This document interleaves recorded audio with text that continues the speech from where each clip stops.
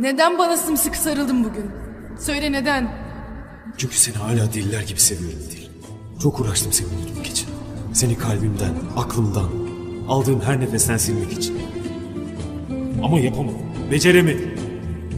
Ama sen benim canımı çok yaktın. Seni seviyor olmaktan korkuyorum artık Dil. Anlamıyor musun?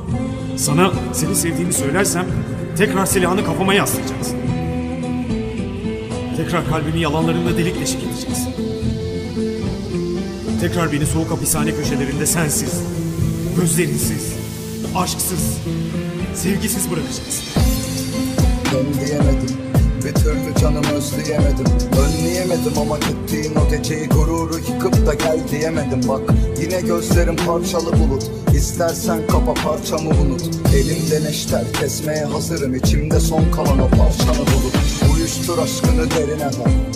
Artık sana yenilemem. Git gözüm görmesin o güzelliğin. Yeniden sen diye deliremem. Bana hak ver ya da al deş beni. Yanındakine ben kardeş dedim. Ben beni çıkarıyorum o dip kuyudan. Sen çek elini benden al deş seni. Acıları üzerime siz saldınız. En büyük hatanız kör sandınız ama değilim. Siz ne anlarsınız? Elini ver bana bu son dansımız. Kahretsin yine terse bak. Doğadaki renklerim hep sana. Siyaha çalan penceremdeyim. Gölgeni izleyip her sabah. Bir günde git bana yazdırma. Yaralarım acıyor ve bastırma. Onunla evdesin her gün. Boynuna yapışıp bastırma. Dönülmüyor aşk inince inada. Kaçıncı yoksa eşitleme bir daha. Uzaktayım. Zaten seni sevmek eşittir en büyük günah. Gözünde bal gibi suçluydum. Ulan aptal neyine borçluydum? Peki 4 yıla yakındır boş muydum? Onunla yatmak da hoş muydu?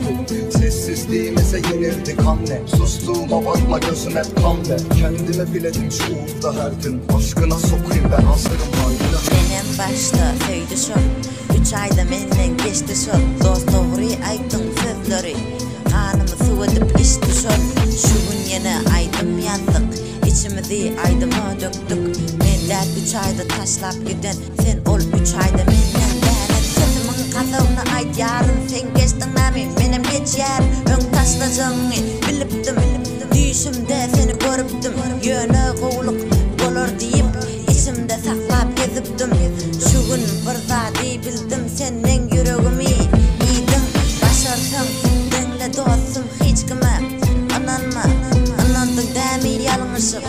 Olursun inni men yali. Ol taşlap giden kız bara gezip yöründür inni gül yali. Degen yandır gül yandır gezip yöründür perişte yali.